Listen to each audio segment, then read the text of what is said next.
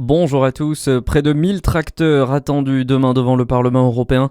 La colère ne faiblit pas dans le monde agricole après la signature du traité de libre-échange avec les pays du Mercosur. C'était ce week-end au Paraguay. En réponse, les agriculteurs prévoient une manifestation d'ampleur ce mardi 20 janvier à Strasbourg. Plusieurs délégations bourguignonnes sont par ailleurs attendues à l'occasion en Alsace. Certains adhérents de la FDSEA et des jeunes agriculteurs de Côte d'Or feront notamment le déplacement avec leurs tracteurs.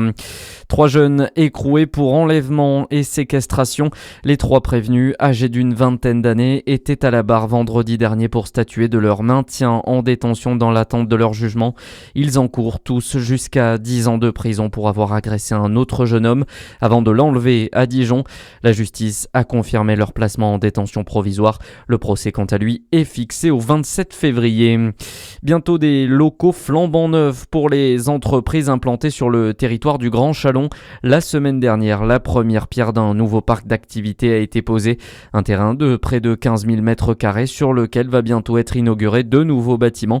Présentation de ce nouveau parc d'activités avec Stéphane Salini, le président du groupe Salini, à l'initiative de ce projet. Nous investissons dans les territoires, là où on sent un dynamisme assez poussé, et c'est ce qu'on a senti à Châlons. C'est la raison pour laquelle on fait ce parc de 7300 m² destiné aux PME, PMI qui souhaitent avoir des locaux neufs qui correspondent aux standards aujourd'hui. On sera certifié BREEAM, c'est-à-dire un des niveaux les plus hauts en certification environnementale, avec du photovoltaïque, donc un immeuble qui correspond aux standards aujourd'hui et voire aux standards de demain. Des propos recueillis par Charlie Chevasson.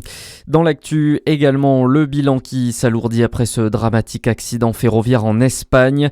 Au moins 24 personnes ont été tuées et plus de 70 blessés. Un train a déraillé hier en fin de journée avant d'entrer en collision avec un autre qui arrivait en sens inverse.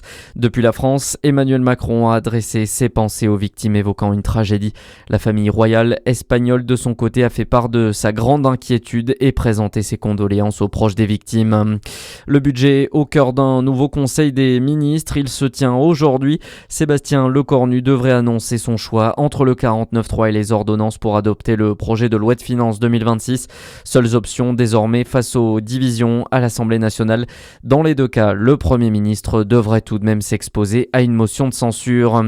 Et puis en foot, le Sénégal remporte la Coupe d'Afrique des Nations. Les Sénégalais ont battu hier soir le Maroc 1-0 après prolongation. Une soirée marquée par une fin de match chaotique. Après un pénalty sifflé dans le temps additionnel, les joueurs du Sénégal en colère ont quitté la pelouse.